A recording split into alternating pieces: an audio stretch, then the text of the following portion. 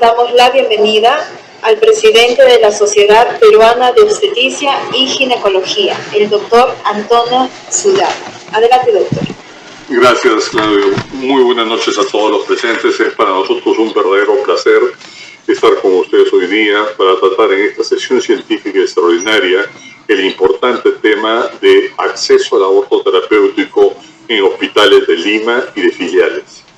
Como ustedes saben, el aborto terapéutico está legalizado en el Perú desde 1924, si mal no recuerdo, y reglamentado hace unos años atrás. Y justamente sobre esta experiencia en los diferentes hospitales de Lima y filiales es que va a tocar esta sesión científica extraordinaria. El coordinador y moderador de esta sesión científica es el doctor Luis Tábara.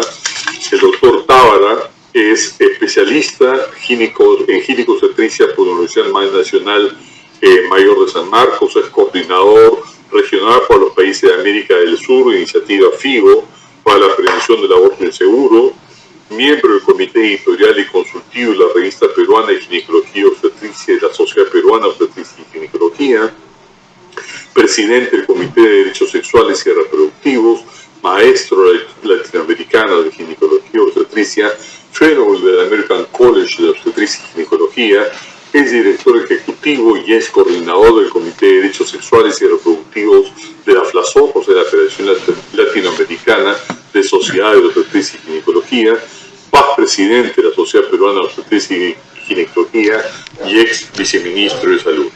Doctor Tábara, muy buenas noches. Le prenda su cámara y su micrófono, doctor Tábara. Muchas gracias, doctor Ciudad.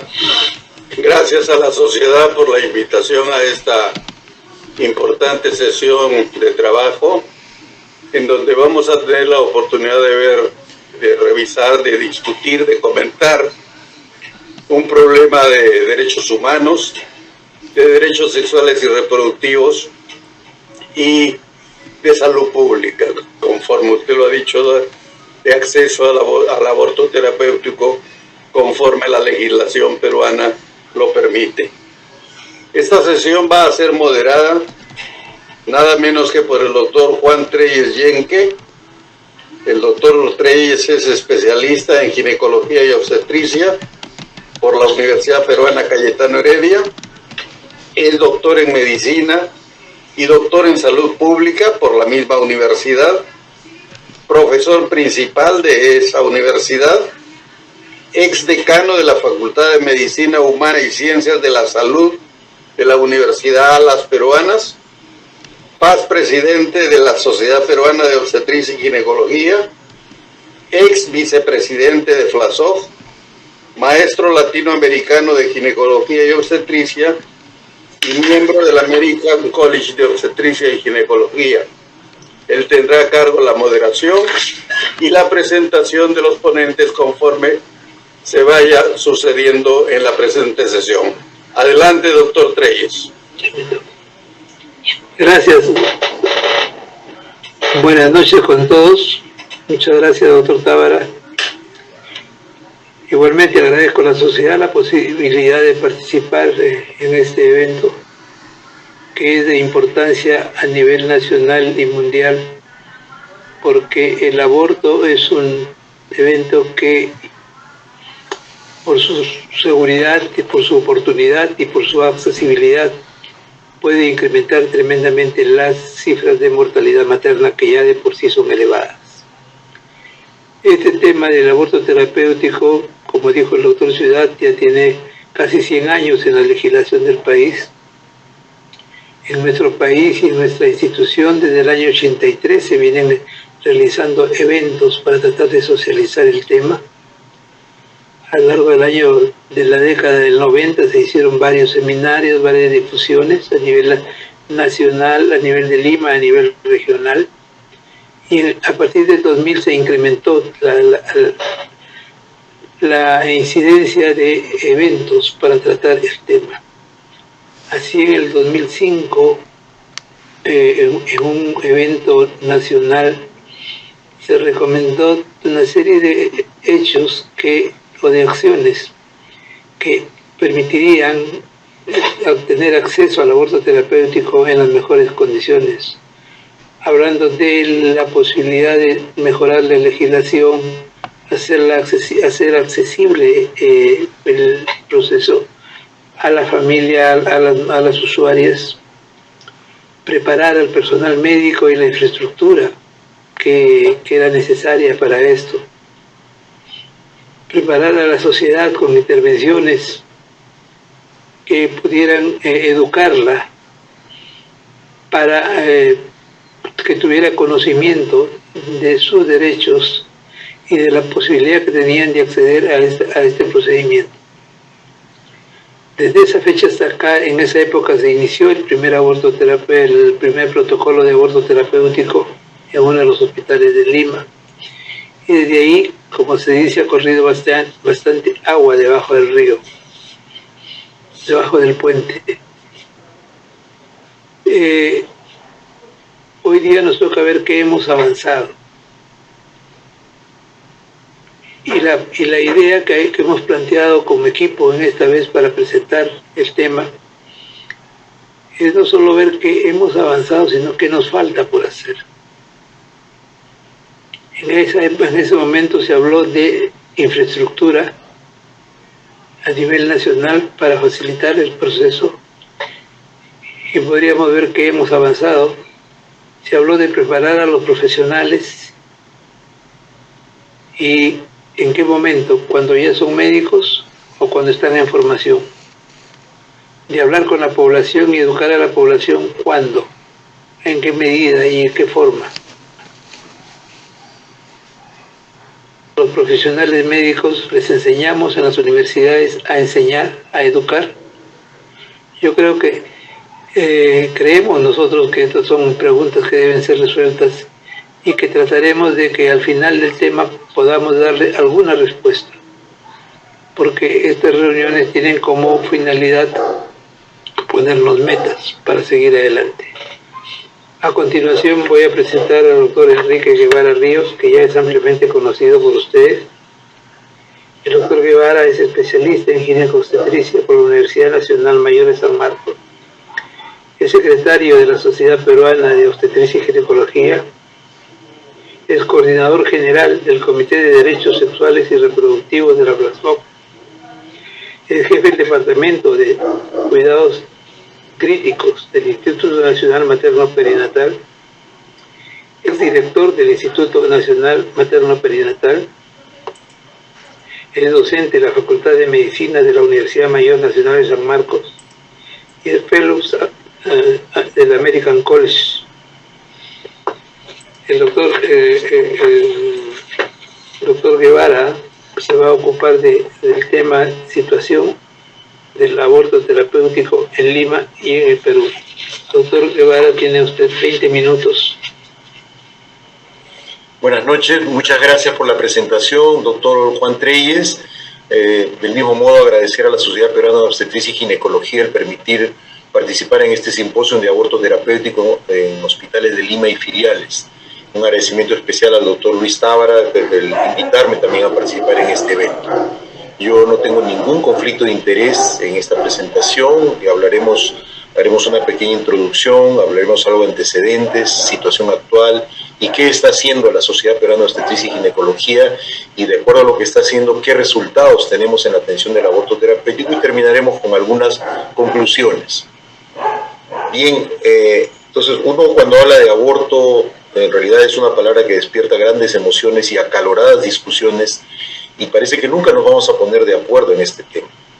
Pero lamentablemente, hablemos de él o no, el aborto existe, como lo ha señalado el doctor Treyes, y es un drama personal para millones de mujeres y sobre todo en los países donde es ilegal y que se practica en forma clandestina. De tal manera que muchas mujeres se provocan un aborto en condiciones inseguras y mueren en ese proceso, o muchas tienen una alta proporción de secuelas que limitan el resto de su vida. Entonces, por eso es importante hablar del tema. Hay que reconocer que este tema existe y no es el punto de ignorar este tema que es tan importante, la salud de las mujeres. Quiero referirme muy rápidamente a antecedentes a nivel mundial porque es importante que tengamos en cuenta que esto no es una cuestión de la Sociedad Peruana de Obstetricia y Ginecología, sino que, miren, desde el año de 1920 Rusia fue el primer país en autorizar el aborto voluntario y gratuito. En el año 48, la Organización Mundial de la Salud había hecho ya la definición de que salud es un estado de completo bienestar físico, mental y social, y no solamente la ausencia de afecciones o enfermedades. En el año 65, Cuba fue el primer país en despenalizar completamente el aborto. Fíjense de cuántos años ya estamos hablando. En el año 67, el Reino Unido legalizó la interrupción voluntaria del embarazo. Y en el año 70, recordar que la Asociación Médica Mundial hizo la Declaración de Oslo sobre el término del embarazo por razones de salud, conforme a los principios de la medicina basada en la evidencia y a la buena práctica médica. Esto es muy importante para entender de que lo que hacemos está basado en evidencia científica. En el año 73, en Estados Unidos, el caso Roe versus Wade anuló las leyes que penalizaban el aborto en todos los estados. En el año 85, España despenalizó el aborto inducido cuando estaba en riesgo grave para la salud física o mental de la mujer embarazada, o sea, el terapéutico, o en casos de violación o en casos de malformaciones fetales. En el año 88, Canadá aprobó la interrupción voluntaria del embarazo. Esto es legal, gratuito y no está limitado por ley. A partir de esa fecha, Canadá no tiene muertes maternas por aborto. Este es un ejemplo claro de la importancia que tiene en la salud de las mujeres el despenalizar el aborto. En el año 94, ya más recientemente, en la reunión del Cairo, dice muy claramente que en los casos que el aborto no es contrario a la ley, los abortos deben realizarse en condiciones adecuadas. Igual sucede en el año 95, en la Cuarta Conferencia Mundial sobre la Mujer de Beijing, que también vuelve a afirmar que en los casos en que el aborto no es contrario a la ley, los abortos deben realizarse en condiciones adecuadas. Y el día de hoy yo he recibido, y probablemente muchos de ustedes han recibido un correo de FIGO, donde dice, textualmente dice la FIGO, se deben crear y proteger entornos legales y reglamentos que apoyen a los médicos para brindar accesos a servicios de aborto seguros y asequibles. Es importante despenalizar la atención del aborto y regularla como cualquier otra prestación de atención médica. Utilizar todos los beneficios de la seguridad y eficacia de los medicamentos para el aborto e invertir en sistemas de salud sólidos que estén centrados en los derechos humanos. Porque es cierto, el tener una mujer acceso a un aborto seguro es parte de los derechos humanos. Y esto hoy día, esto es del día de hoy, imagínense. En América Latina, ¿cuál es la situación del aborto legal? Lamentablemente hay muchos países donde está totalmente prohibido, como es América Central, Honduras, Nicaragua, El Salvador, República Dominicana, Haití, Jamaica y Surinam. En riesgo la vida, Guatemala, Brasil, Panamá, Paraguay, Venezuela, y en riesgo la vida y la salud, ahí estamos nosotros con Ecuador, Chile, Bolivia, Costa Rica. Y sin restricciones algunas, miren cuánto se ha avanzado, no solamente está Cuba, Guyana, Guyana Francesa, Puerto Rico, Colombia, México, Ciudad de México desde 2007, Uruguay desde 2012 y recientemente Argentina. Esto nos da una demostración de que hay grandes avances en América Latina y el Caribe, y esto está cambiando entonces el panorama a nivel mundial. ¿Qué ha pasado en el Perú? Como ya ha sido mencionado anteriormente, tenemos un código penal que despenaliza el aborto terapéutico desde 1924 en el artículo 119. En el año 70, una resolución del Colegio Médico del Perú del Consejo Nacional dice que cada caso de aborto terapéutico que se plantea en el ejercicio de la profesión debe resolverse a criterio de una junta médica de por lo menos 3 especialistas. En el año 83, el Ministerio de Salud, el Colegio Médico y el Consejo Nacional de Población hizo un seminario de taller sobre salud materna y riesgo reproductivo, aborto y esterilización, durante el cual se destacó la importancia del aborto en la salud de la mujer. En el año 93, por primera vez en el 11º Congreso Peruano de Obstetricia y Ginecología se tocó el tema de aborto, y en el año 96 el aborto fue como tema oficial en el 12º Congreso Peruano de Obstetricia y Ginecología. Como ya lo han mencionado anteriormente, en el 2005 el Comité de Derechos Sexuales y Reproductivos de la Sociedad con el Colegio Médico hizo un taller de sociedades médicas para identificar el perfil clínico para el aborto terapéutico, que sirvió de insumo para lo que es la norma técnica de aborto terapéutico. Ese año, el 2005, también el Comité de Derechos Humanos de las Naciones Unidas vio el caso de KL, que obligaba al Estado peruano a la aprobación de una guía clínica nacional para la aplicación del aborto terapéutico. En 2007, el Colegio Médico y la Sociedad hicieron un taller sobre derechos sexuales y reproductivos y se precisó la posición institucional a favor del aborto terapéutico. En el 2009, el Comité de Vigilancia de Ética y Ontología del Colegio Médico hizo un taller sobre aspectos éticos de salud sexual y reproductiva. donde fíjense que lo que dijo que la conducta ética del médico debe incorporar el deber de entregar servicios de aborto terapéutico con absoluto respeto por la autonomía de la mujer, cuidando de hacer el máximo de beneficio y evitar hacer daño, así como actuar con absoluto respeto por la justicia.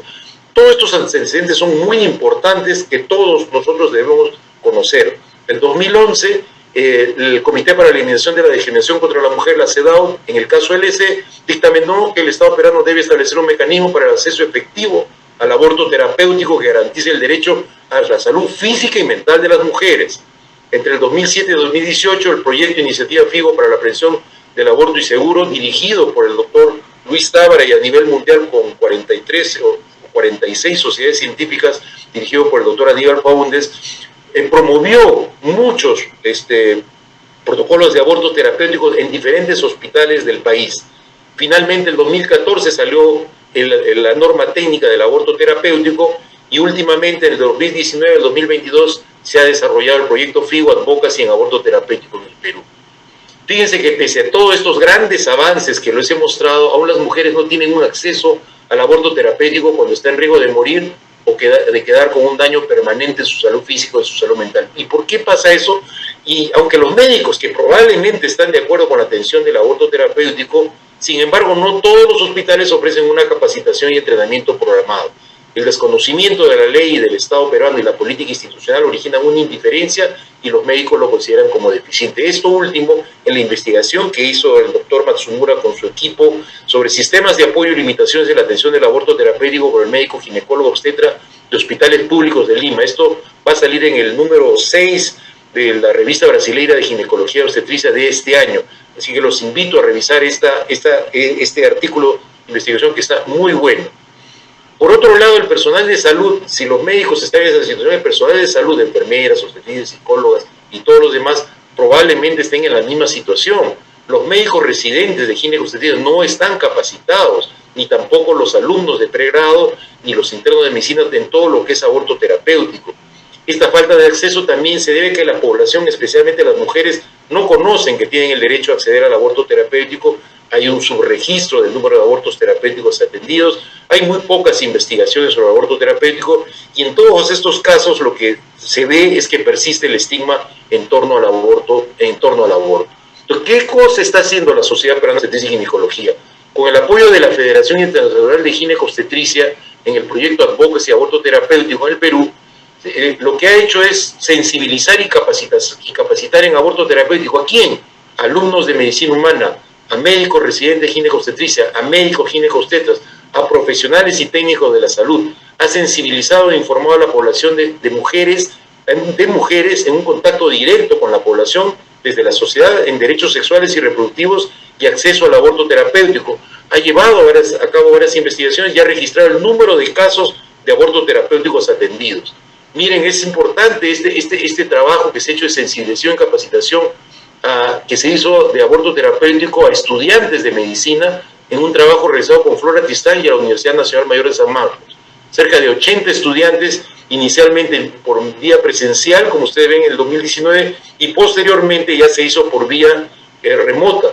Igual con Medical Student for Choice, con la red Intercorum y la International Federation of Medical Student Association de Perú, fíjense la cantidad de talleres que se han hecho básicamente en forma remota por Zoom y se han capacitado y sensibilizado 192 estudiantes. Hay una necesidad muy grande de parte de los estudiantes de medicina sobre el tema y están muy interesados. Tienen otra forma de pensar los estudiantes de medicina. Con los residentes de ginecobstetricia, ¿qué se hizo? Se dictó por primera vez un curso de posgrado en salud sexual y reproductiva que incluye el tema de aborto inseguro y aborto terapéutico dirigido a 51 médicos residentes de ginecobstetricia. Eso se hizo en el año 2020 por vía remota. Y es la primera vez que se incluye un curso de salud sexual y salud reproductiva, que tengo que reconocer el apoyo del doctor Matsumura y el doctor Santiago Cabrera para que se pueda incluir este tema. Pero esto no ha quedado ahí, porque recientemente, entre el 13 y el 28 de junio del 2022, se ha hecho un curso de posgrado de enfermedades intercurrentes del embarazo a cargo del doctor Julio Aguilar, docente de San Marcos, que ha incluido el tema de aborto terapéutico y también dirigido a los médicos residentes de ginecología de primer año. O sea, se está trabajando en la Universidad Nacional Mayor de San Marcos para sensibilizar y capacitar a los residentes. Pero no ha sido solamente a los residentes, sino también a médicos ginecobstetras de las 18 filiales y de 20 regiones del país. Se han sensibilizado y capacitado 669 médicos ginecobstetras en 21 hospitales regionales, y ustedes pueden ver ahí, son hospitales de prácticamente todo el país, inclusive de regiones donde no teníamos filiales, como es Pucallpa, como es Andahuaylas y Apurímac. Miren la cantidad. Inicialmente se hizo en Iquitos, Tarapoto, Piura, Huancayo y Arequipa en forma presencial, pero luego se tuvo que pasar por la pandemia a una forma remota. Y de la misma manera se tuvo que hacer para personal de salud. Han participado más de 1000 profesionales y técnicos de la salud en las diferentes filiales y hospitales regionales de todo el país. Por otro lado, siempre ha sido la política de la sociedad incluir en los congresos internacionales el manejo del aborto terapéutico, y en este último congreso va a haber un simposio sobre aborto seguro donde hablará un representante de la FIGO y también hablará del CLAP, del Centro Latinoamericano de Perinatología, el doctor Rodolfo Gómez. Por otro lado, también en las jornadas internacionales siempre se incluye el aborto terapéutico, y en el año pasado en la jornada internacional tuvo una conferencia FIGO a cargo de la doctora Laura Gil, que es vice-chair del Comité de Aborto Seguro de la FIGO. Por otro lado, se ha insistido mucho en sesiones científicas ordinarias y extraordinarias de despojo para el manejo del aborto terapéutico, como ustedes pueden ver, y se han hecho sesiones conjuntas con sociedades académicas donde han participado más de 1000 médicos, con la Sociedad Peruana de Contracepción, por el Día de Acción Global por el Aborto Seguro, con la Academia Peruana de Cirugía. Se hizo una mesa redonda sobre aborto, un problema de salud pública, donde hubo muchísimo interés de parte de la Academia Peruana de Cirugía por el tema del problema del aborto como problema de salud pública. También con la Asociación de Psiquiátrica Peruana y la Sociedad de Obstetricia y Ginecología de la Infancia y de la Adolescencia. Y finalmente, en esta parte de reuniones con diferentes médicos, también tuvimos una alianza estratégica con la Sociedad Ginecotocológica del Uruguay y el proyecto de iniciativas sanitarias que nos permitieron conocer todo lo que ellos hicieron para la despenalización del aborto del Uruguay. Que reconocer el enorme trabajo que hizo el doctor Lionel Brioso, que lo vemos acá abajo, y acá el doctor Claudio Sosa, presidente de la Sociedad del Uruguay. Como ya se ha manifestado, la sociedad por primera vez ha tenido acceso a través de Flora Tristán con 165 mujeres que han sido sensibilizadas en derechos sexuales y derechos reproductivos en Villa El Salvador, San Juan del Lurigancho, Villa María del Triunfo. Esto ha sido en forma presencial y hemos tenido contacto directo con la población, pero también hemos tenido contacto con jóvenes a través de la red Intercorum. 275 jóvenes han sido capacitados en el tema de aborto terapéutico, pero esto sí se hizo por vía remota y ya ustedes ven ahí todas las fechas. También se pudo trabajar justamente con la red Intercorum una serie de materiales educativos que es para toda la población y que está colgado en la página web de la sociedad. Y algo muy importante que se hizo fue la alianza que tenemos con la Defensoría del Pueblo, la Adjuntía de la Niñez y Adolescencia, que se ha logrado el apoyo para el acceso a aborto terapéutico en casos de afectación de salud mental, por ejemplo en embarazos producto de violación sexual y embarazos con malformaciones congénitas incompatibles con la vida. La doctora Rebollar apoya totalmente a las mujeres que están solicitando el aborto terapéutico para estos casos. Miren las investigaciones que se han hecho, ¿no? Mifepristol y misoprostol, aborto terapéutico, ya lo mencioné, estos sistemas de apoyo y limitaciones de la atención del aborto terapéutico por el médico ginecobstetra, también caracterización epidemiológica y bienestar psicológico en mujeres a 2 años del aborto terapéutico, una experiencia de 12 años en un hospital, que el Instituto Nacional Materno Perinatal sobre aborto terapéutico, y un último sobre derechos, que es mejorando el acceso a la atención del aborto terapéutico en el Instituto Nacional Materno Perinatal en salvaguarda del derecho a la vida y la salud de la mujer. También hay una publicación muy interesante sobre reflexiones y comentarios sobre los testimonios de mujeres que no fueron atendidas por un aborto terapéutico. Ahí ustedes pueden ingresar a la página web y lo van a tener, y un pronunciamiento que hizo la Sociedad Peruana de Obstetricia y Ginecología justamente sobre aborto terapéutico desde un punto de vista ético y de derechos humanos. Se actualizó gracias a muchos colegas de la sociedad, que ustedes lo pueden ver ahí en esa foto, la guía de aborto terapéutico del Instituto Nacional Materno Perinatal, con un enfoque más de ético y de derechos humanos y un enfoque legal. Es importante porque esto tiene una resolución directoral. ¿El resultado qué ha sido al final de todo este trabajo? Miren, en este trabajo del doctor Luis Tábara del año 2016, se vio que en 5 años los hospitales habían podido recolectar 257 casos entre el Instituto Nacional Materno Perinatal, el Hospital de Yarinacocha, del Hospital de 2 de Mayo, etc. 257 en 5 años. Entre el 2011 y el 2016, 6 años, pudimos hacer una recolección, según reportes del Departamento de Ginecobstetricia de los hospitales, de 217 casos, o sea, un poco menos, y en un poco más de tiempo. Miren, Hospital San Bartolomé, Hospital María Auxiliadora, Hospital Santa Rosa de Piura, etc. Y gracias al proyecto, en el 2020 y en el 2021 pudimos hacer una recolección de datos y obtuvimos, fíjense, en el 2020, de las filiales de SPOG, 226 casos de atenciones de aborto terapéutico. Y en el 2021, 260 casos.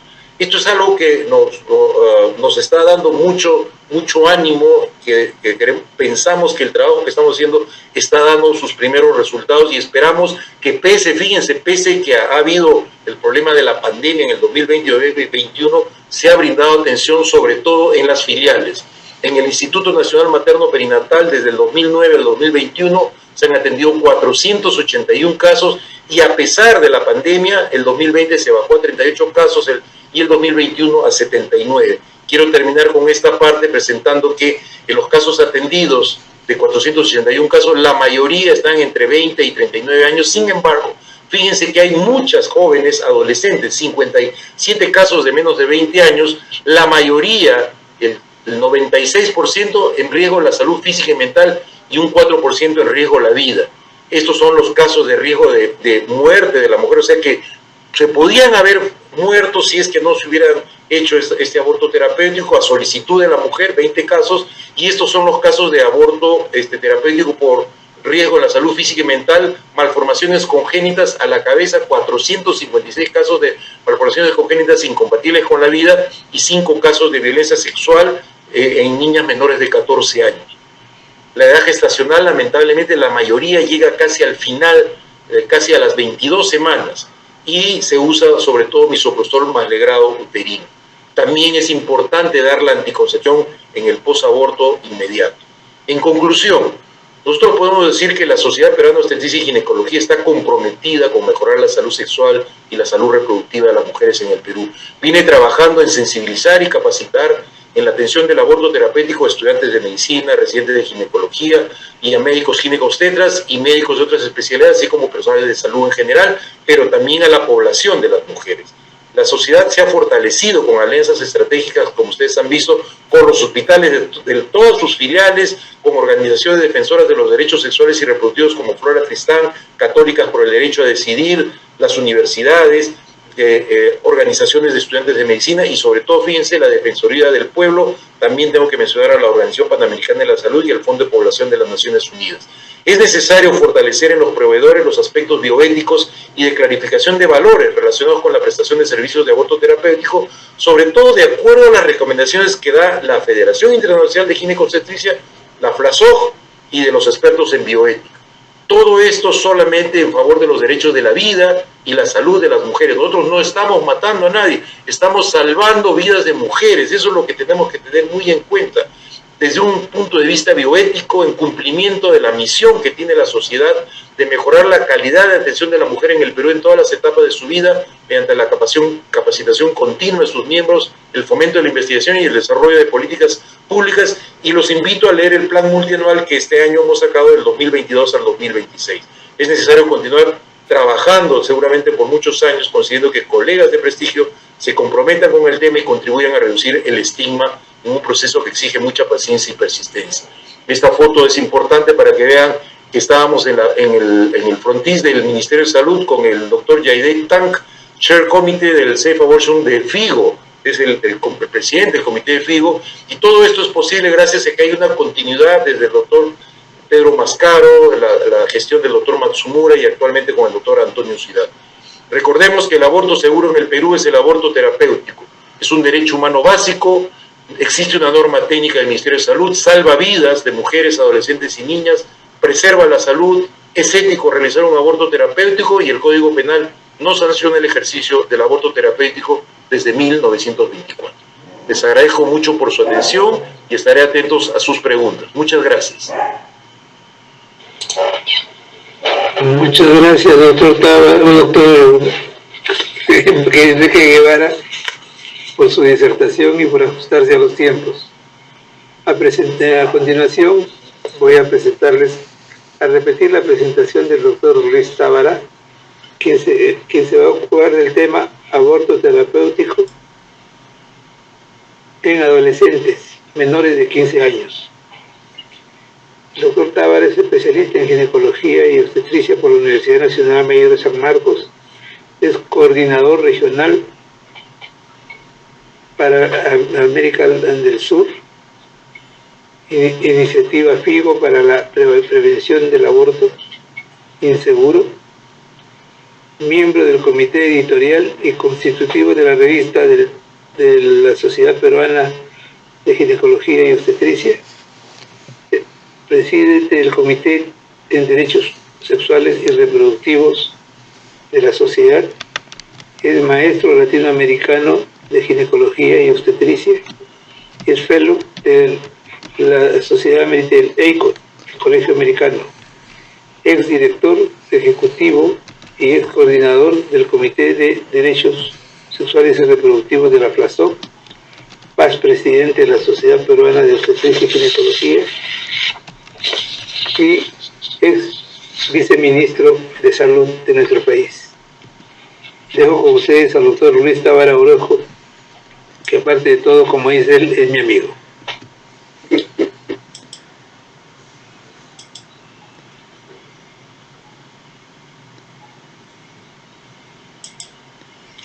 Muchas gracias, doctor Treyes, por su generosa presentación. Gracias a la sociedad por invitarnos a esta sesión. Y yo quiero expresar mi agradecimiento a dos personas que han contribuido con alguna información a esta sesión, que es la doctora Lucy del Carpio, del Ministerio de Salud, y al doctor Walter Mendoza, del Fondo de Población de Naciones Unidas, que han aportado datos que han sido utilizados en esta presentación. Al igual que el anterior presentador, declaro no tener ningún conflicto de interés en esta presentación, la que quiero comenzar con una cita del movimiento regional Niñas No Madres, de Lucía, de América Central, en Nicaragua. Dice: cuando tenía 13 años, enfrentó la violencia sexual y sus consecuencias por parte de un sacerdote de su ciudad. Sin tener acceso a información o educación sexual integral, fue obligada a dar a luz a pesar de que manifestó su deseo de no ser madre y no estar preparada ni física ni emocionalmente para hacerlo. Sin embargo, su agresor continúa libre. En esta presentación quiero dar algunos aspectos generales, revisar rápidamente la salud reproductiva y el embarazo en niñas y adolescentes menores de 15 años, en cómo manejar el embarazo a esta edad, lo que no debemos hacer justamente en la atención, los recursos para atender a estas niñas y adolescentes, y final algunas conclusiones y recomendaciones.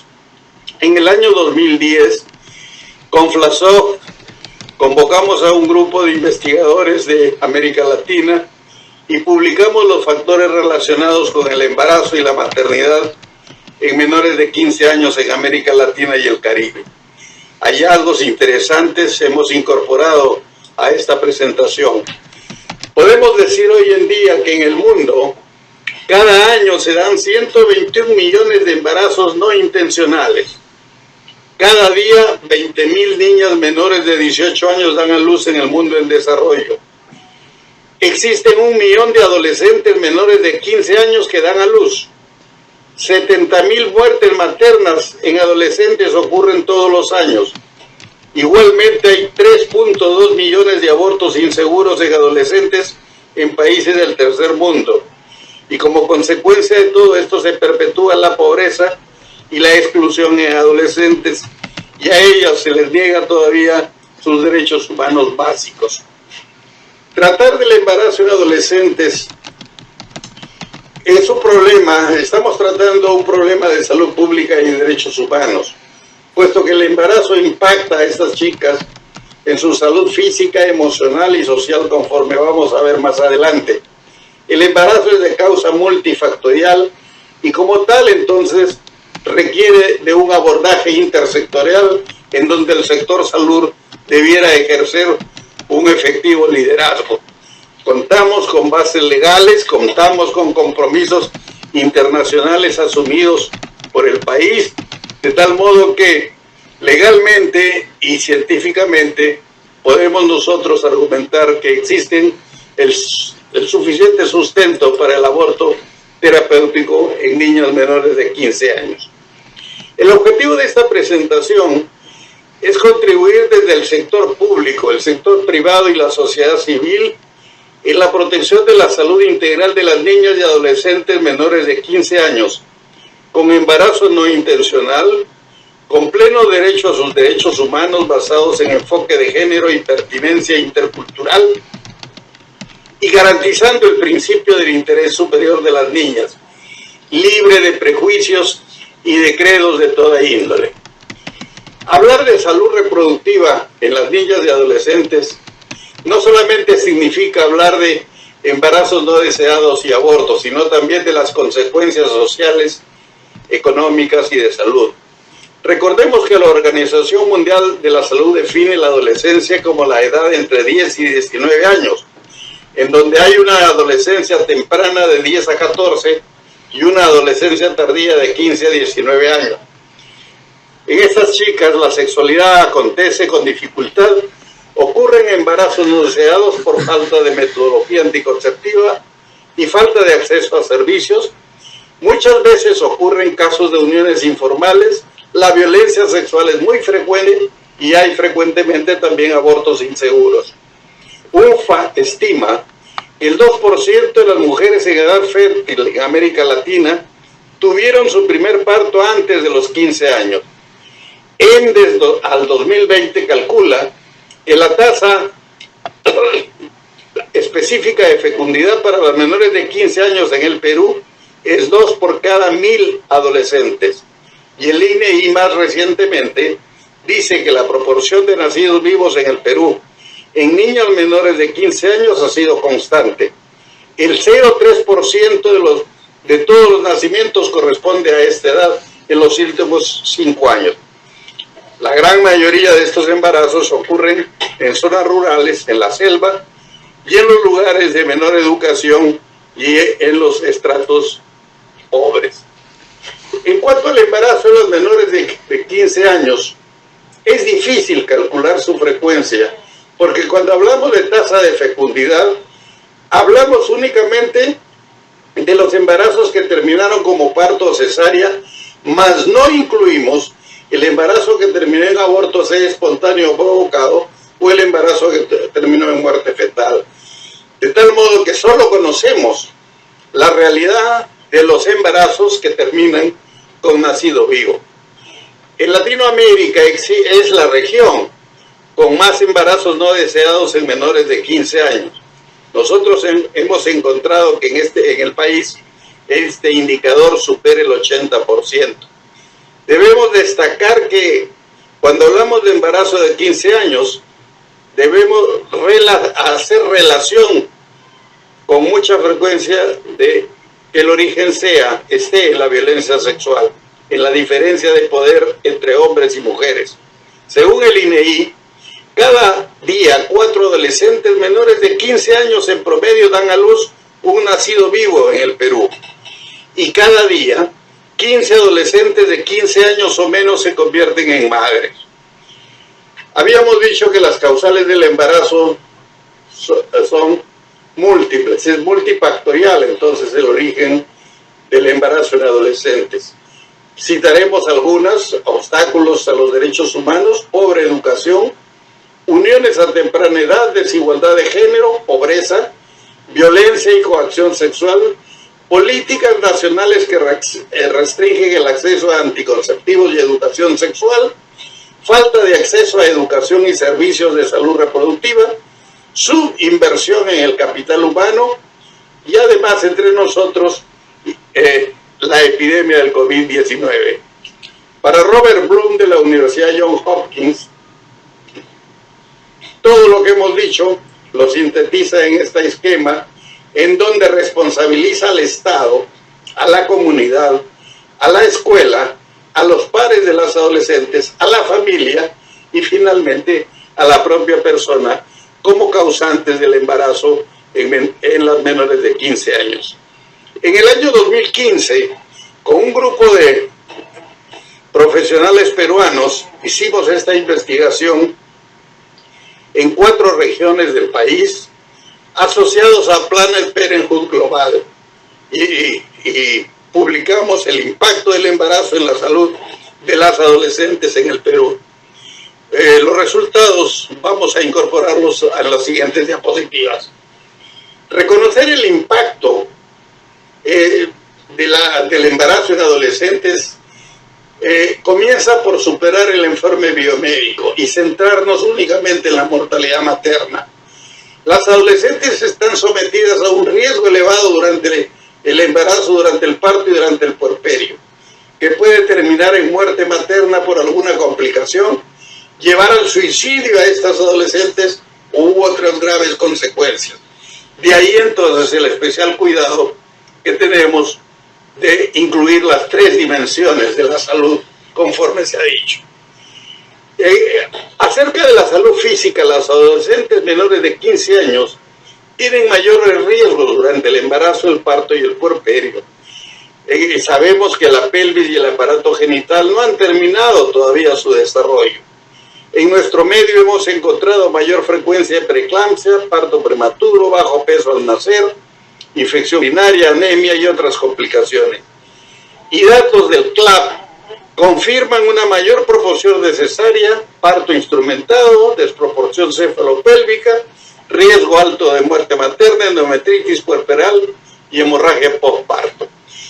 Una reciente publicación del INEI encuentra que el bajo peso al nacer, el parto prematuro y el nacimiento por cesárea es sensiblemente más frecuente en los nacidos vivos de madres menores de 15 años cuando se compara con los nacidos vivos de madres de 15 a 19 años.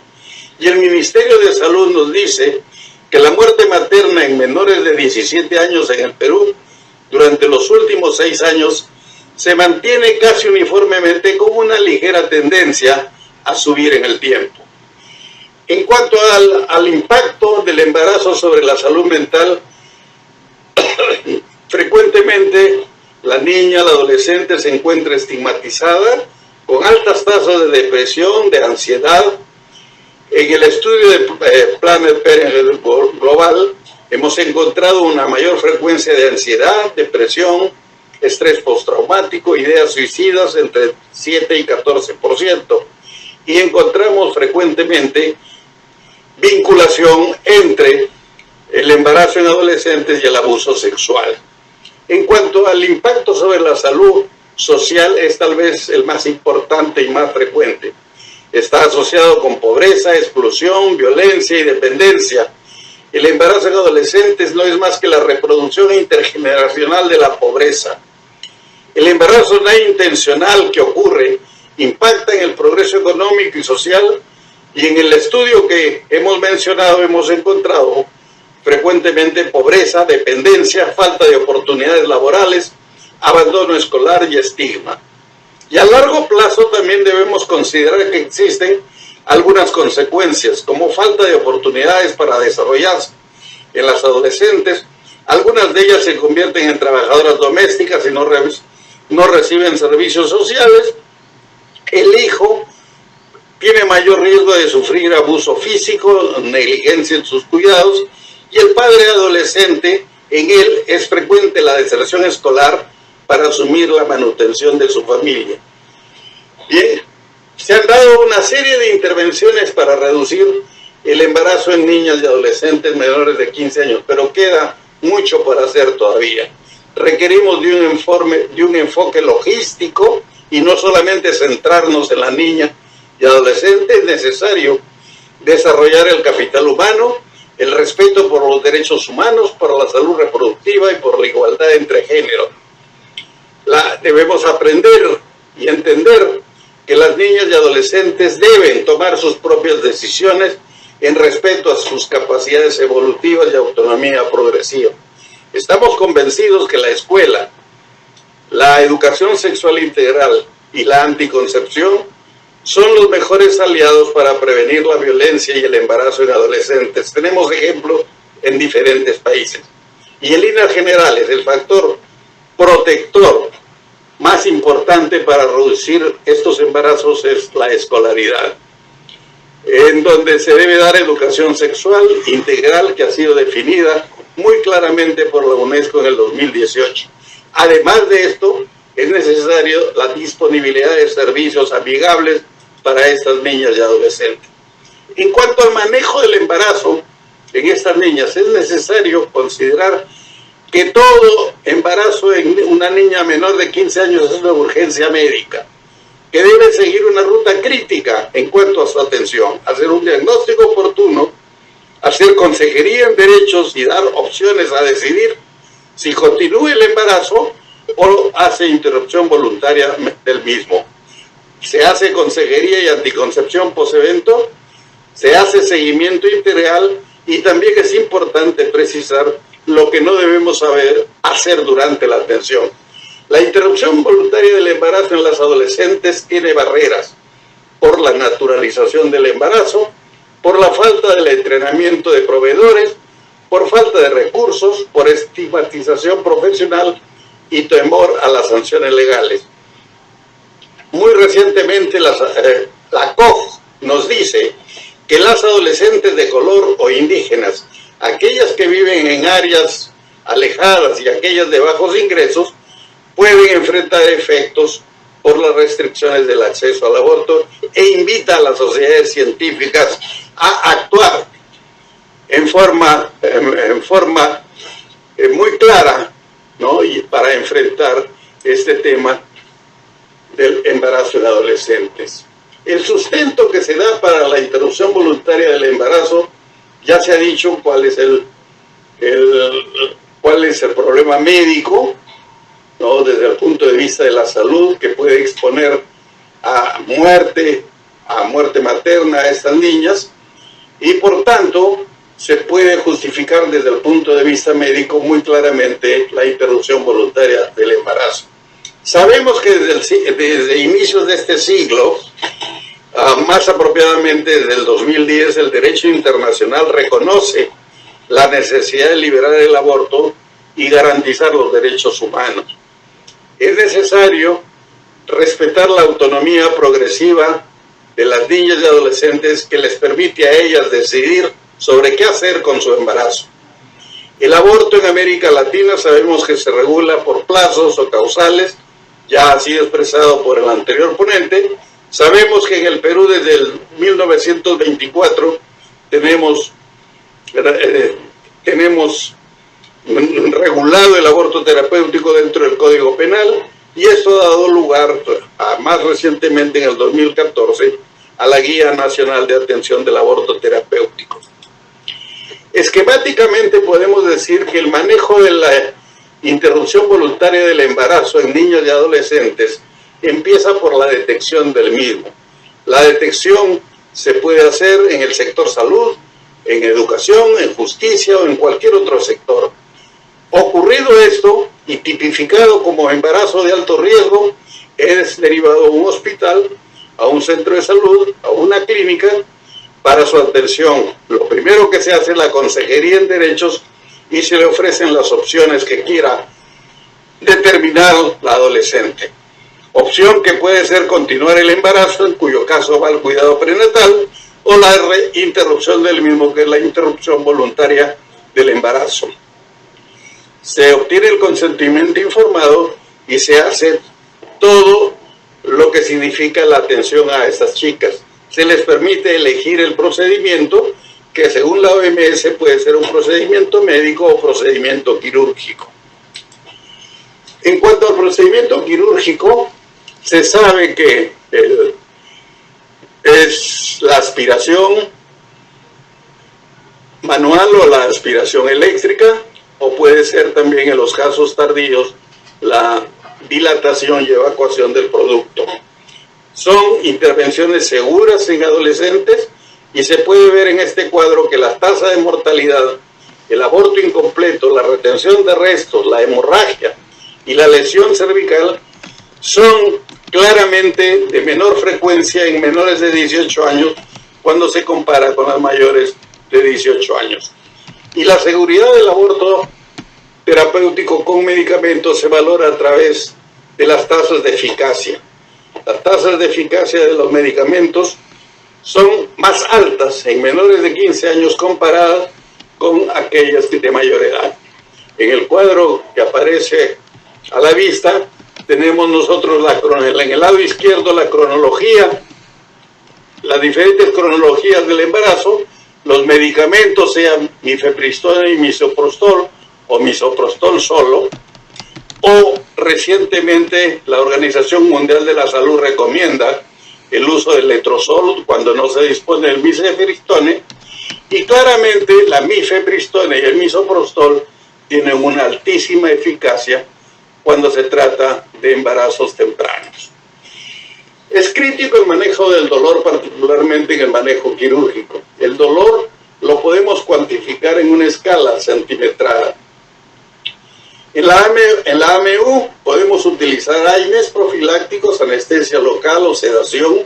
En la interrupción voluntaria con medicamentos no se ha establecido aún un régimen óptimo, aunque se puede también utilizar AINES en el momento que se administra el misoprostol, o se puede dar narcóticos por vía oral o parenteral. No se debe dejar de entregar consejería y anticoncepción inmediata post-aborto, para lo cual se puede administrar cualquiera de los anticonceptivos que tenemos a la mano y que obviamente respeten los criterios de la Organización Mundial de la Salud. Evidentemente hoy en día sabemos que los anticonceptivos más efectivos son los de larga duración, los LARC, aunque se puede utilizar también la depomedroxiprogesterona. No olvidar de aconsejar el preservativo como método de doble protección para evitar las infecciones del tracto genital.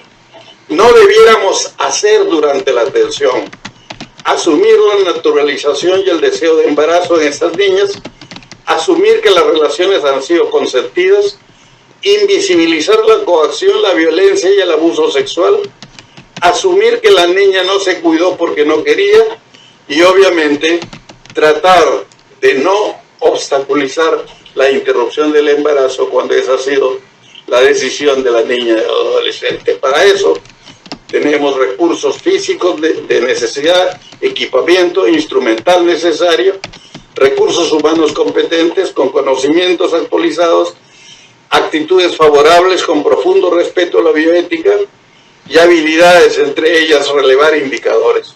Todo esto significa contar con una atención personalizada y humanizada. En conclusión, el embarazo en las adolescentes es un problema de salud pública. Los aspectos clínicos son complejos. Aún este tema no existe o es poco conocido por nosotros. La prevalencia del fenómeno se mantiene en clara tendencia al aumento. El impacto en la morbilidad y mortalidad es muy alto. El impacto en los hijos de estas madres adolescentes es impredecible. No podemos ignorar este problema, debiéramos prevenirlo. Los programas de educación sexual integral son indispensables y debemos reconocer que existe poco respeto por los derechos humanos, por los derechos sexuales y reproductivos de estas niñas y adolescentes. Recomendamos, obviamente, atender esas conclusiones entregando una atención con respeto por los derechos humanos, respeto por los derechos sexuales y reproductivos, con equidad de género y con atención y respeto a los objetivos Objetivos de Desarrollo Sostenible. Es necesario promover la salud sexual y reproductiva y la investigación y realizar la educación sexual integral desde temprana edad, particularmente en el hogar y en la escuela. Recordemos que el Fondo de Población nos dice en este año que al ritmo en que vamos de las intervenciones en los servicios en el tercer mundo, la maternidad infantil no se podrá erradicar hasta dentro de 160 años. Lo dicen los expertos de Naciones Unidas. Y es necesario entonces apurar el paso para poder enfrentar ese problema. Recordemos como OMS que la inversión en salud adolescente trae consigo un triple beneficio para el presente de los adolescentes, para sus vidas adultas y para la próxima generación. Su salud y bienestar son el motor de cambio en el camino de crear comunidades más saludables y sustentables. Muchas gracias y esperamos sus comentarios, preguntas o críticas. Gracias. Muchas gracias, doctor Tábara, por su excelente exposición. A continuación, vamos a escuchar a la doctora Marta Rondón. Ella se va a ocupar de intervenciones para ampliar el servicio de aborto terapéutico en el Perú. La doctora Rondón es médica psiquiatra, magíster en políticas y servicios de salud mental, consultora del Instituto Nacional Materno Perinatal, profesora en la Universidad Peruana Cayetano Heredia, miembro honoraria de la Asociación Mundial de Psiquiatría, presidente de la Asociación Internacional para las Mujeres Latinoamericanas, vicedecana del Colegio Médico del Perú, expresidenta de la Asociación de Psiquiatría Peruana. Tiene experiencia en el manejo del aborto terapéutico en el Instituto Materno Perinatal en aspectos técnicos y administrativos. Doctora Rondón, tiene usted 20 minutos. Muchas gracias, doctor. Gracias por su generosa presentación. Voy a usar un minuto para agradecer al doctor Antonio Ciudad y al doctor Luis Tábara por esta invitación. Siempre es un honor para mí dirigirme a los colegas ginecobstetras, que me permite expresar mi admiración por el trabajo que hacen y las expectativas de que continúen siendo los verdaderos artífices de la prevención en salud mental. En esta oportunidad no tengo conflicto de interés que declarar y voy a hablar del derecho al aborto como integral al derecho a la salud, pudiendo ampliarse la aplicación del aborto terapéutico usando la salud mental como causal, y luego voy a presentar algunas sugerencias respecto de otras intervenciones desde el sector salud para mejorar el acceso. La salud no es el derecho a la salud, que es el derecho al mejor nivel de salud disponible, no es una garantía de buena salud. Lo que es una obligación de los estados de proporcionar condiciones para la promoción de la salud y medios y servicios para recuperar nuestra salud. Es decir, acción sobre los determinantes sociales de la salud para promoverla, y luego unos servicios que sean disponibles, accesibles, oportunos, aceptables y de buena calidad. ¿Para qué? Para que todos podamos acceder al mejor nivel de salud disponible. La salud es un estado de bienestar físico, psíquico y social. Y del punto de vista de salud mental, el mejor nivel de salud accesible en salud mental no es la ausencia de un trastorno mental, ni tampoco es esta entelequia que a veces pensamos, la vida libre de estrés. Eso no existe. El nivel óptimo de salud mental, el mejor nivel de salud mental que se puede tener, es aquel que nos permite acceder a la autorrealización, ser la mejor persona que nos tocaba ser, afrontar los estresores de la vida diaria, poder recuperarnos de una pérdida, del fallecimiento de un ser querido, de un rompimiento y poder también asumir con tranquilidad una promoción, una ganancia, un puesto público. Trabajar productiva y fructíferamente y hacer una contribución a nuestra sociedad. Este es un nivel de salud bastante importante que tenemos que cuidar todo el tiempo para poderlo transmitir también a la siguiente generación.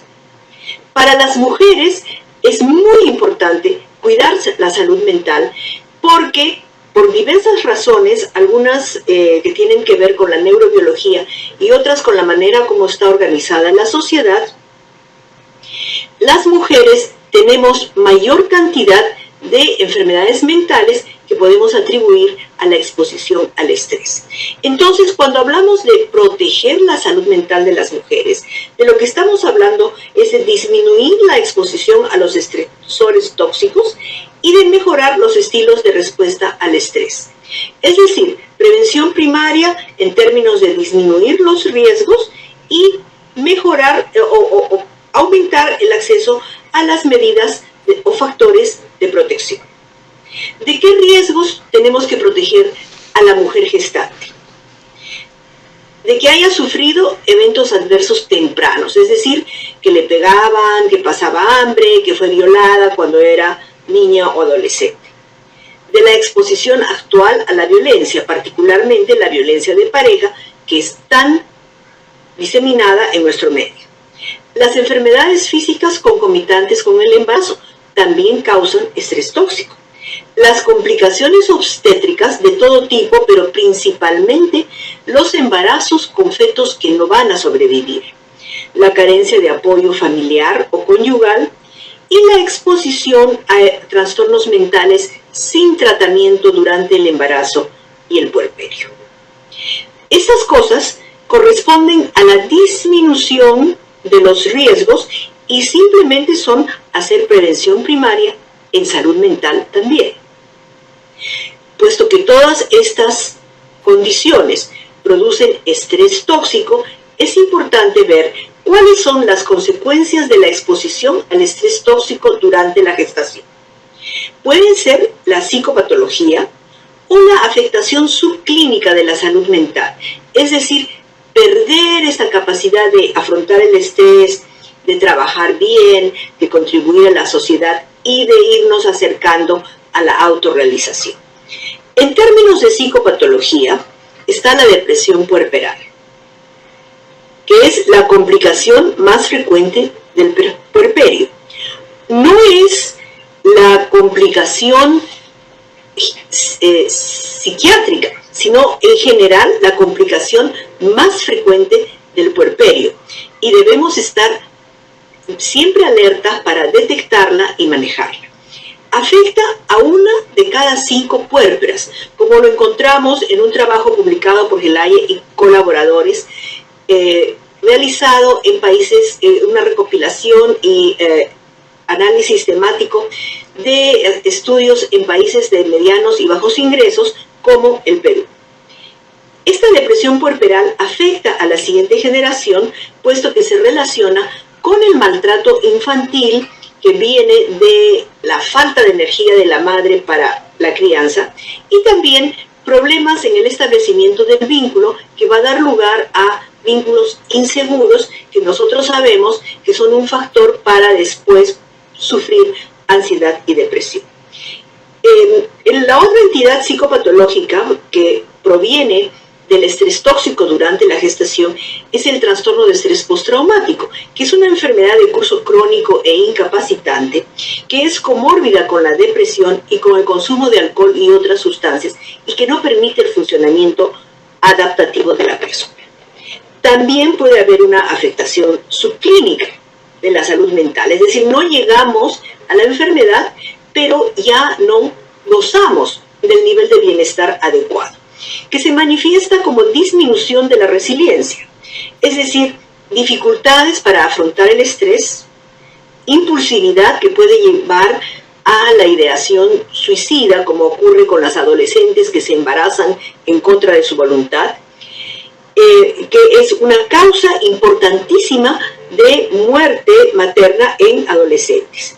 También se puede manifestar como afectación cognitiva, es decir, de la capacidad de aprender y de pensar. Y eso da lugar a que la adolescente que ha tenido un embarazo no deseado por violación, o las mujeres que tienen un embarazo con un feto mal formado, pierden la capacidad de alcanzar la excelencia académica. Entonces, como fracasan en los estudios, los abandonan.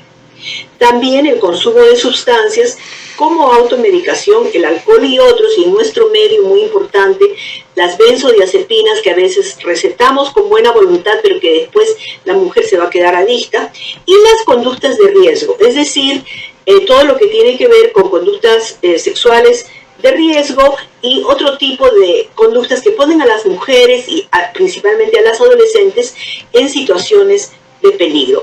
Por ejemplo, la manera como es tan fácil captarlas para la trata.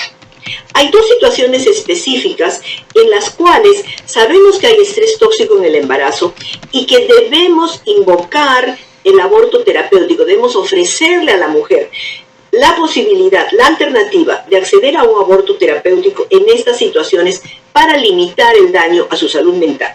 Y son el embarazo con feto mal formado y el embarazo producto de la violencia sexual.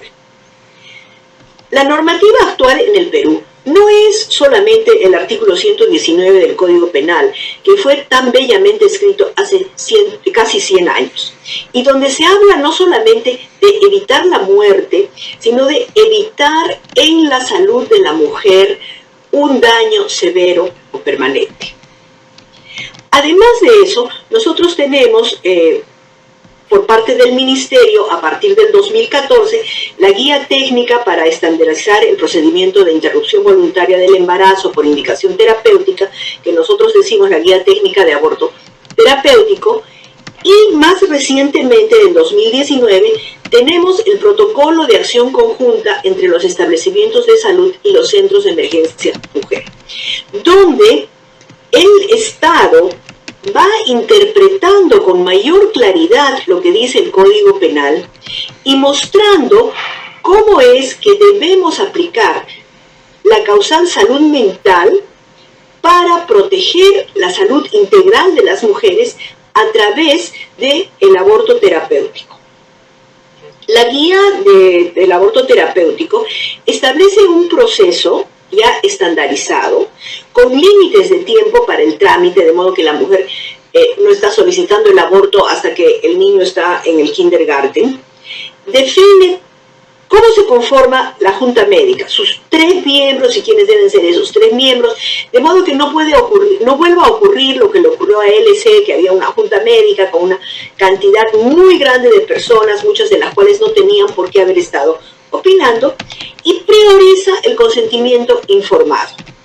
Y dice claramente cómo es que cuando la mujer adulta firma esta forma, donde se explica tal y cual, y luego si es una niña o adolescente, son los padres o apoderados o representantes legales quienes van a presentar el consentimiento informado, obviamente de todas maneras respetando la voluntad de la adolescente. Por otro lado, el protocolo de acción conjunta entre los establecimientos de salud y los centros de emergencia mujer, como ya nos había explicado el doctor Tábara, nos habla de cómo hacemos cuando viene la mujer embarazada producto de una violación. Ella puede venir a través del servicio de salud o puede haber sido captada a través del centro de emergencia mujer, de la comisaría, de muy diversos orígenes, pero va a llegar a nosotros ya sea directamente del establecimiento de salud o del SEM. Y esta mujer, dice el protocolo de acción conjunta, tiene derecho a recibir una evaluación integral, física y mental. Y esta evaluación debe tomar en cuenta su edad, su proyecto de vida y la afectación de la salud mental, con el fin de decidir si se activa o no el protocolo de aborto terapéutico, en cuyo caso hay un proceso de toma de decisiones con la respectiva consejería en derechos, Y si la persona afectada, la niña, adolescente o mujer embarazada, está de acuerdo, se firma la solicitud respectiva, esta es tramitada por el director del establecimiento, se llama a la junta médica la examina adecuadamente, la aprueba y entonces da lugar a un procedimiento de aborto terapéutico. Esto está normado en nuestro país tal cual. Hay barreras, por supuesto. La barrera más importante es que no existe el concepto de aborto terapéutico para evitar un daño en la salud, o sea, para proteger la salud de la mujer. Siempre cuando oímos hablar del aborto terapéutico, nos imaginamos una mujer al borde de la muerte. Pero no es esa la esencia. La esencia es proteger la salud, además de evitar la muerte. Luego tenemos lo que nos ha descrito el doctor Guevara, que son estos diagnósticos tardíos, ¿no? Las mujeres llegan a las 21 semanas y 4 días o a las 23 semanas, entonces ya es un poco más difícil de todas maneras actuar.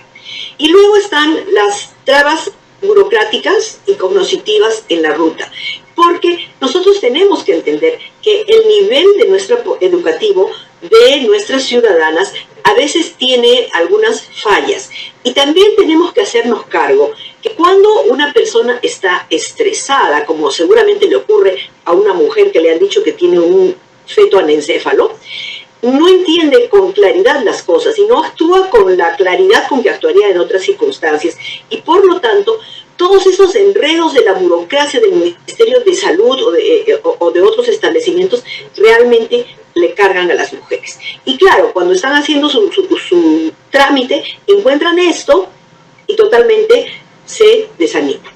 Nosotros necesitamos conceptualizar qué nos está diciendo la guía del aborto terapéutico en su acápite 6 de consideraciones específicas, donde nos habla de las entidades clínicas para la interrupción voluntaria. La 11ª entidad clínica es cualquier otra patología materna que ponga en riesgo la vida de la gestante o genere en su salud un mal grave y permanente, debidamente fundamentada por la junta médica. No dice genere en su salud una enfermedad incurable, ¿no es cierto? Ni genere en su salud un deseo de suicidarse mañana.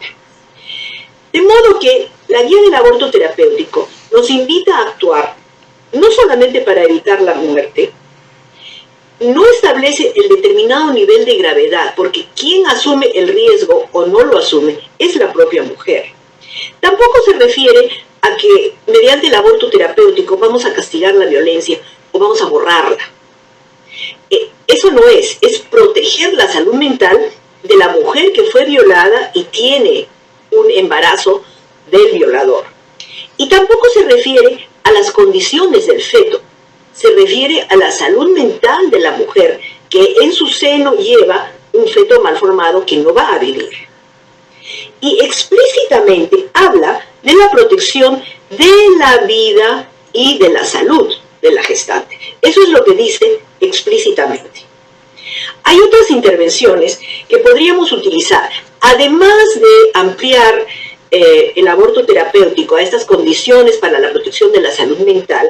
Es importante que podamos establecer alianzas, como ha establecido la Sociedad Peruana de Obstetricia y Ginecología, para poder informar adecuadamente a más ciudadanas acerca de sus derechos sexuales y reproductivos, entre ellos en qué momentos y en qué condiciones pueden acceder al aborto terapéutico.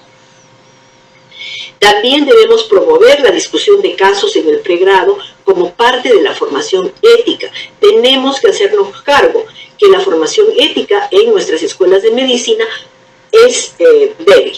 Y también debemos mejorar la capacitación a través de la educación continua de los prestadores de salud sexual y reproductiva para uniformizar conceptos y actuar concertadamente, de modo que las mujeres no se vean expuestas a contradicciones e incertidumbres, porque eso aumenta mucho el estrés.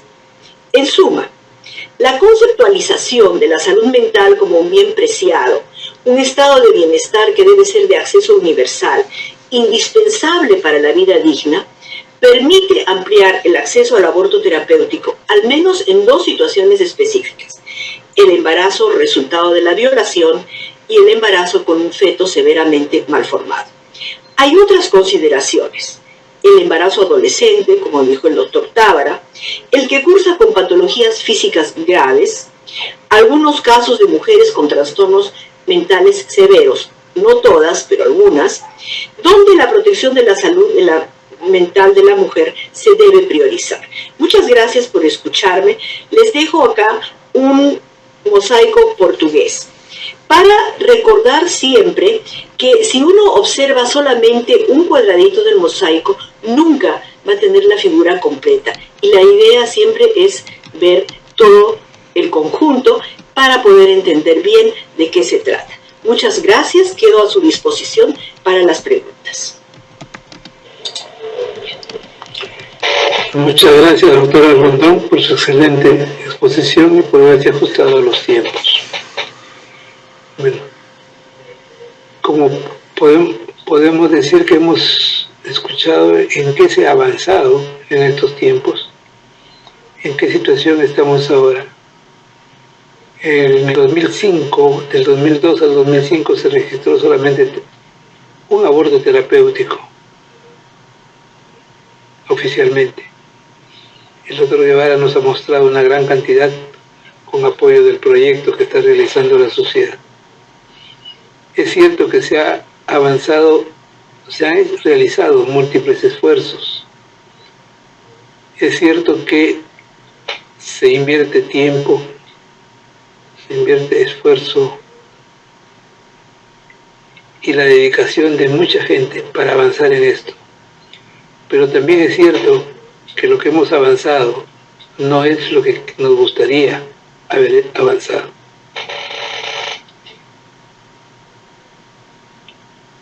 Al principio del evento comentaba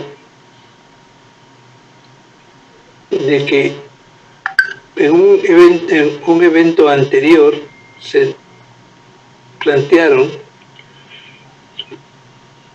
las cosas que habían que hacer para mejorar el acceso al aborto terapéutico. Y dentro de ellas estaba la infraestructura y el ponerlo a disposición de toda la población. ¿Realmente hemos avanzado en eso?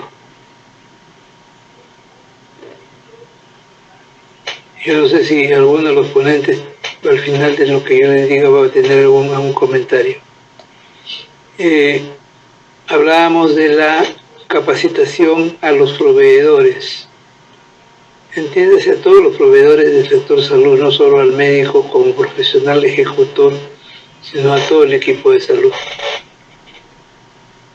Hemos llegado, hemos avanzado. ¿Por qué no hemos avanzado? ¿Por qué nos cuesta tanto si es que no lo hemos hecho?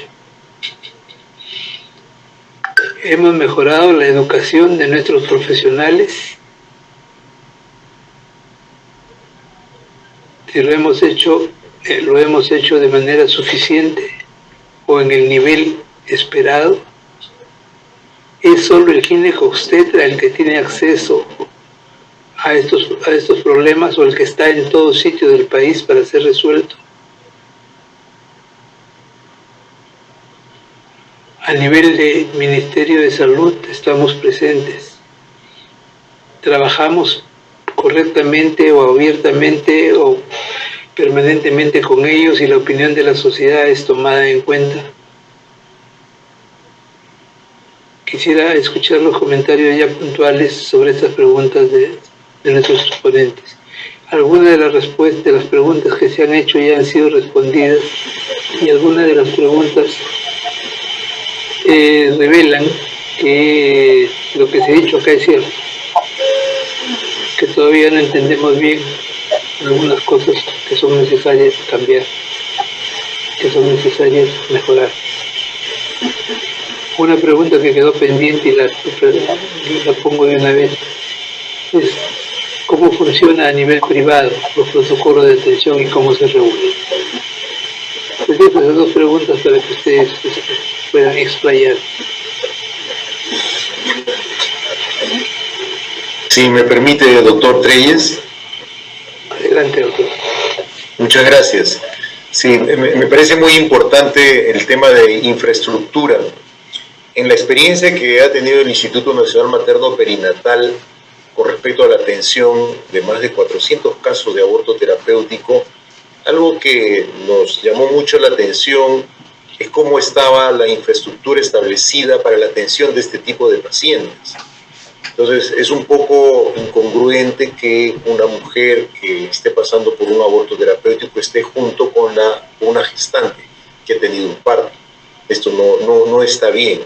Entonces, eso amerita tener un ordenamiento, un reordenamiento de la infraestructura.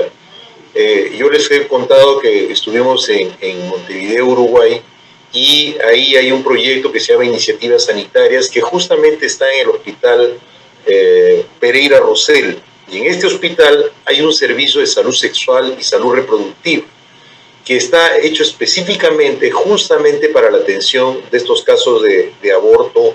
Allá el aborto está despenalizado, entonces todos los casos de aborto pasan por ese servicio de salud sexual y reproductiva.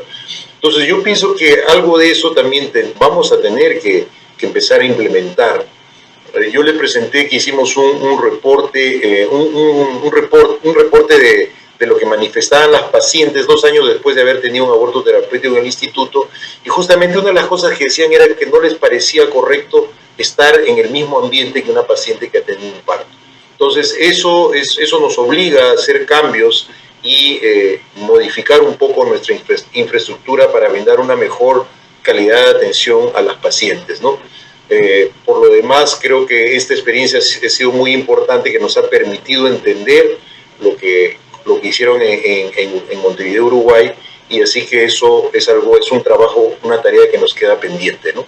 Y en cuanto a lo del sector privado, creo que el sector privado tiene que pasar lo mismo que pasa con el sector público, es que lo primero que tiene que hacer es que tiene que tener una guía sobre la base de la norma técnica que tiene. Claro, la norma técnica se adapta a la clínica y de acuerdo a eso, cumpliendo con todas esas disposiciones, igual la paciente puede presentar una solicitud de interrupción de aborto terapéutico y debe seguir los mismos pasos: la solicitud a la dirección, la convocatoria de una junta médica, si se aprueba, se le tiene que hacer un consentimiento, orientación a la mujer, y luego de eso se le programa para hacerle el procedimiento y después una orientación post-procedimiento, sobre todo desde el punto de vista de salud sexual y reproductiva y anticoncepción.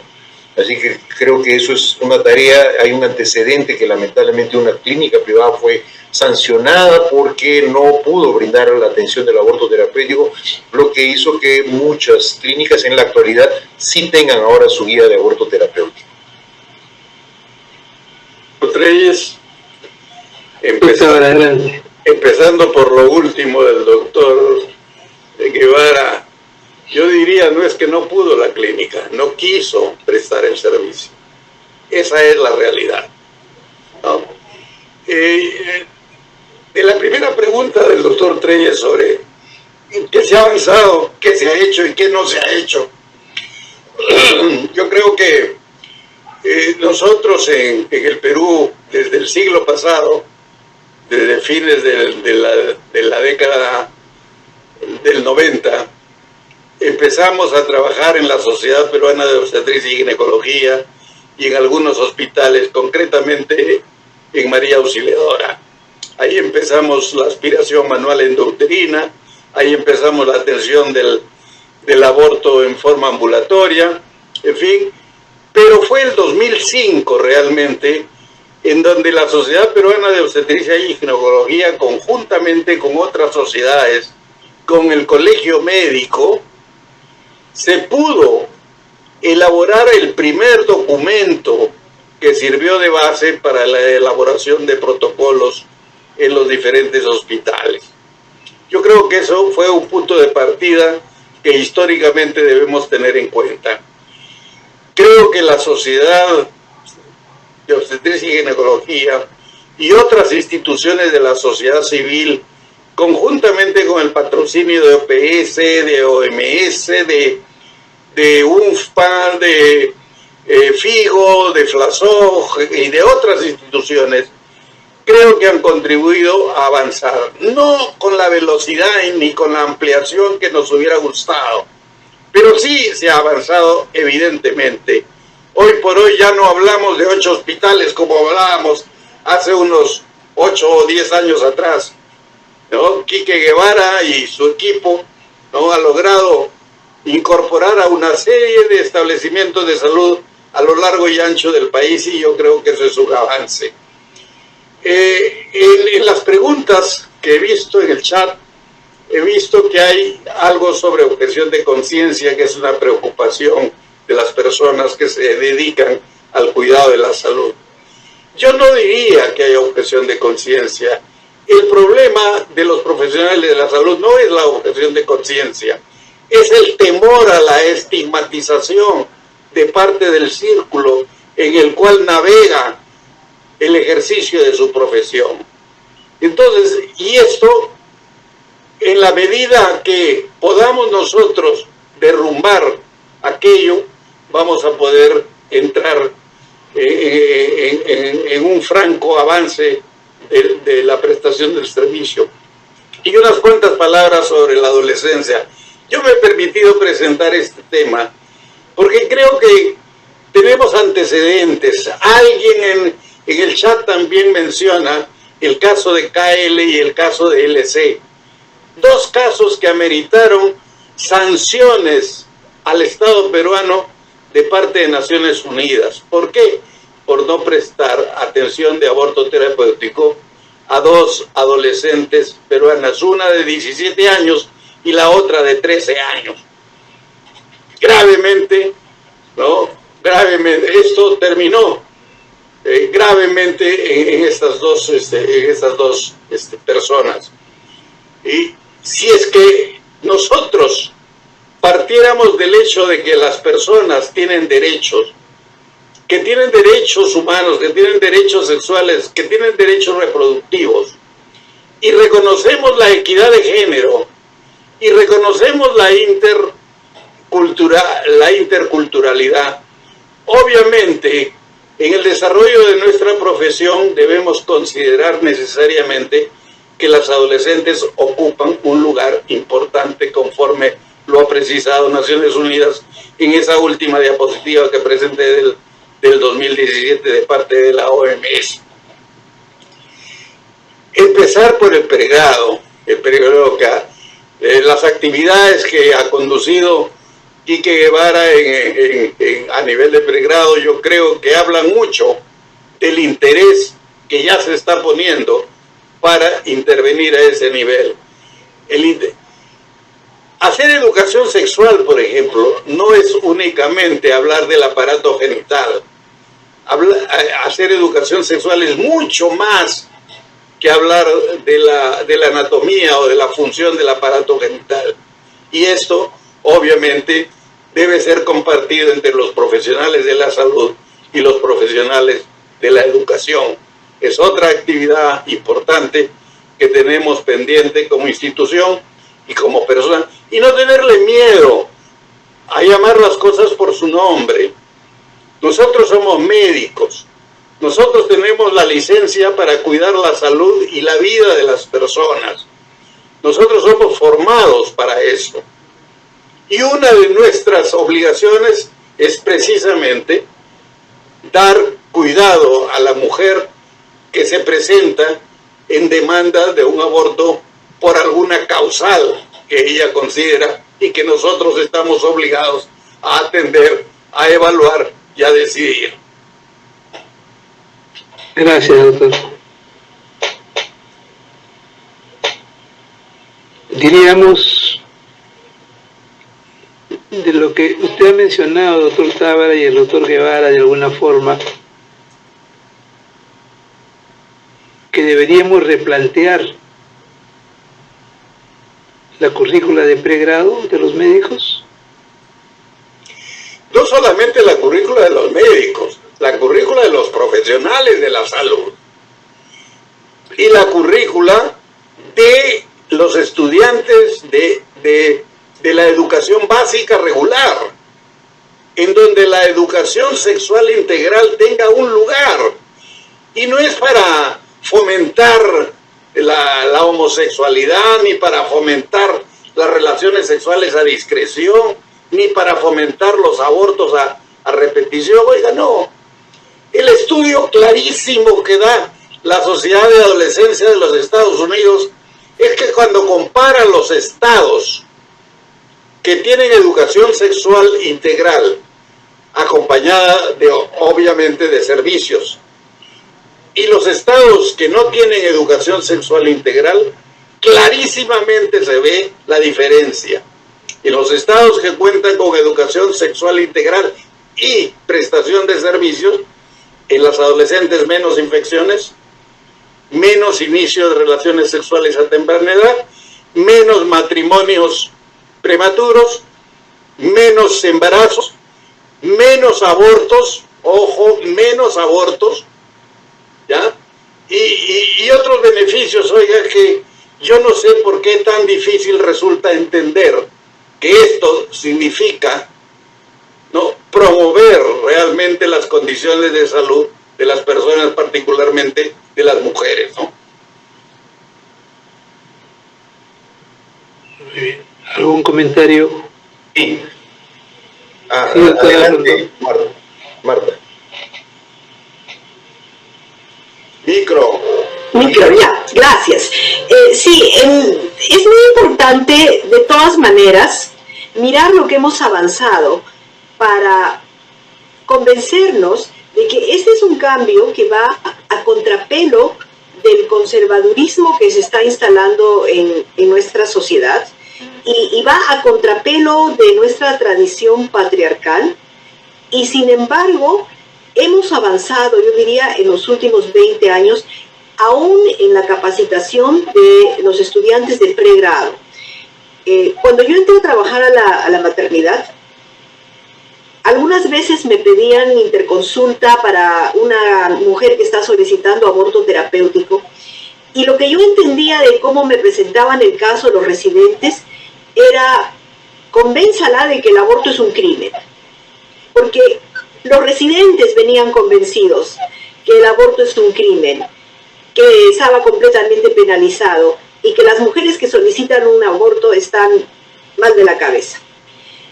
Esa actitud ha cambiado, y ya incluso, ay Dios mío, incluso los residentes y los internos tienen clarísimo que el aborto terapéutico es un derecho y que se aplica en determinadas circunstancias.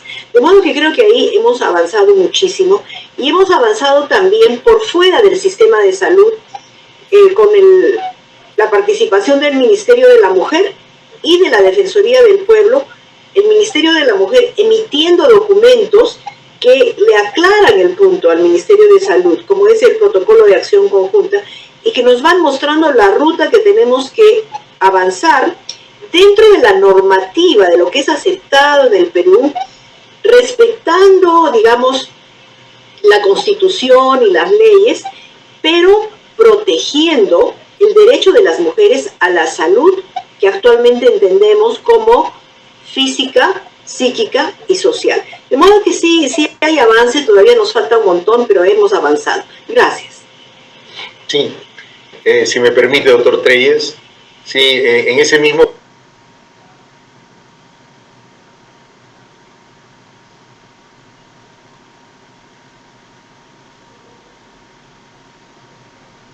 sentido, creo que una experiencia muy importante ha sido el trabajo con los residentes de primer año de ginecobstetricia. O sea, a mí me llamó mucho la atención que es como que cuando hemos hecho ese curso en posgrado en la Universidad Nacional Mayor de San Marcos, ellos se hubiera abierto una puerta de algo que no conocían, que eran los derechos sexuales y reproductivos, qué cosa es la salud sexual y reproductiva, porque todos esos temas se han tocado en cada una de las intervenciones. O sea, se ha hecho una amplia revisión sobre la evolución de los derechos sexuales y derechos reproductivos. Y también se ha tocado el tema de anticoncepción. La anticoncepción como una estrategia justamente que es para que no hayan abortos en el mundo. Es la principal estrategia. Si uno utiliza bien los métodos anticonceptivos modernos, sobre todo los de larga duración, tiene que disminuir enormemente no solamente los abortos, sino las muertes maternas. Entonces, ahí hay un campo muy grande que tiene que ampliarse. Esto no es solamente una cosa que debe ser para la Universidad Nacional Mayor de San Marcos, sino que llamamos la atención para que todas las universidades también empiecen a trabajar en este tema. Igual que es lo del tema de pregrado. O sea, los alumnos, porque hay diferentes organizaciones, están tratando de adquirir más conocimientos en lo que es salud sexual y salud reproductiva, y entonces, ¿dónde están las facultades de medicina que tienen que responder a esta necesidad? Entonces, es muy importante que se haga un cambio de ese punto de vista, porque creo que acá estamos hablando básicamente de derechos, y eso es algo que no se entiende. Son derechos de las mujeres. Yo pienso muchas veces que por ser derechos de las mujeres, entonces uno no les hace caso. Me da esa impresión, que por eso que hay como una discriminación hacia la mujer. Entonces creo que probablemente si se tratara de un problema de hombres no habría tanto problema, pero como es un problema de las mujeres, entonces uno lo pasa de lejos. Y ese es el gran problema que tenemos, por lo menos en el Perú y creo que también en el mundo. Y solamente una palabrita nada más sobre objeción de conciencia. Cierto lo que dice el doctor Tábara, yo nunca he visto ningún objetor de conciencia en mi hospital, nunca he visto. Porque el objetor de conciencia tiene que hacer una declaración y tiene que elevarla al director del hospital. Nunca he visto un caso. Y en todo caso, más bien, lo que hay es una doble moral. Eso sí es cierto. Es lamentable que haya una doble moral que dentro del hospital no hace abortos terapéuticos, pero fuera de la clínica o en la parte privada sí lo hace. Y eso está muy mal. Eso es peor que cualquier otra cosa. Entonces, eso es lo que yo llamo, eso sí yo lo he visto. Por eso que llamo la atención de eso, de que muchos hablan de la defensa, de la vida y todo eso, pero esto ya está establecido desde el punto de vista ético hace muchos años. El Comité de Vigilancia y Ética y Deontología del Colegio Médico nos dice que la conducta ética del médico debe incorporar el deber de entregar servicios de aborto terapéutico con absoluto respeto a la autonomía de la mujer. Ese es el punto crucial, pero además cuidando de ser de máximo beneficio, evitar hacer daño y actuar con absoluto respeto por la justicia. Eso lo dice nuestro Colegio Médico del Perú y eso es algo que todos tenemos que entender como médicos y nosotros, especialmente los médicos ginecobstetras, que tenemos tanta cercanía con la gestante, con el feto y todo esto, ¿no? Nada más, doctor Clay. Gracias, doctor. Me han hecho recordar algo que de hace muchos años, cuando era profesor en Cayetano Heredia, me toca hablar sobre el aborto. Y en lugar de llevar una clase preparada, llevé un video, La decisión de Laura. Ustedes lo deben conocer. Una adolescente que salió embarazada y tuvo que decidir. Cuando 2 días después que terminé la clase tenía una acusación de una profesora ginecobstetra por haberme atrevido a presentar ese video a los alumnos de pregrado. Por supuesto que hemos avanzado bastante desde esa fecha hasta ahora, pero todavía nos falta. Doctora Rondón. Hay un tema que a mí me preocupa y es que muchas veces las propias mujeres que son prestadoras de servicios de salud sexual y reproductiva no son exactamente las que están involucradas en que otras mujeres tengan acceso a la realización de sus derechos. Pienso que cuando uno tiene acceso a mayor educación y a mayores herramientas cognitivas y tecnológicas, tiene también la obligación de ayudar a otras mujeres a que salgan adelante. Y realmente para una mujer que tiene un problema importante con un feto malformado o con estas adolescentes que se embarazan por coacción o por violencia y muchas otras mujeres que podrían acceder al aborto terapéutico, debemos ser las mujeres las que participemos activamente en enseñarles cuál es el camino y en ayudarlas a que se realice su derecho. Gracias. Doctor Treyes, si me permite reforzar un poco lo que han dicho los dos ponentes con legítimo derecho y muy claro. Nosotros los obstetras ginecólogos probablemente somos los médicos que con mayor ardor debemos defender los derechos de las personas. Los derechos, en este caso, los derechos de las mujeres. Yo hace algún tiempo estuve en una reunión en Santiago de Chile, en lo que fue el Parlamento chileno, ¿no?, en donde habían muchas mujeres y otros tantos hombres que defendían justamente la causa que hoy estamos conversando. Y se paró una mujer muy distinguida frente al micrófono y habló solamente 2 líneas. Yo defiendo el derecho de las mujeres, decía ella. Defiendo la igualdad de las mujeres. Y lo hago no solamente porque las mujeres somos la mitad de la población del mundo, sino porque hemos parido a la otra mitad. Qué buena reflexión. ¿Algún comentario, alguna pregunta más? Bueno. Como verán, estamos ante un tema que de larga data en nuestra Constitución,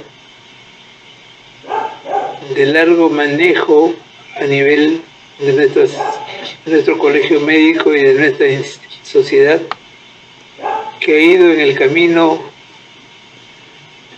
pidiendo ayuda y asociándose con otras instituciones para tratar de ser mejor, tratando de hacer camino al andar, pero todavía nos queda mucho camino por recorrer.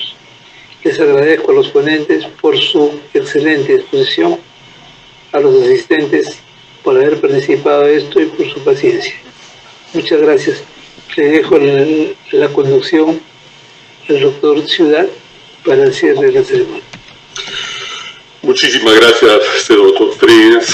Muchísimas gracias, doctor Tabra, doctor Rondón, doctor Guevara, por esta interesantísima mesa donde hemos podido ver diferentes aspectos y a los ponentes y a los participantes en esta reunión también, que con sus preguntas, comentarios han contribuido a hablar más sobre este tema tan importante que es el acceso al aborto terapéutico en los hospitales de Lima, filiales y en Perú.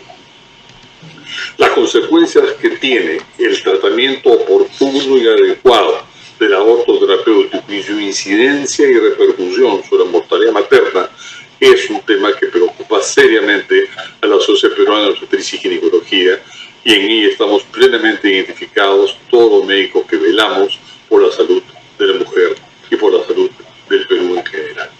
Muchísimas gracias a todos, muchísimas gracias a los ponentes, y estamos presentes. Les recuerdo que el Congreso de la Sociedad Peruana de Obstetricia y Ginecología comienza la próxima semana con cursos pre-congreso y cursos post-congreso. Muchísimas gracias, tengan ustedes una muy buena noche.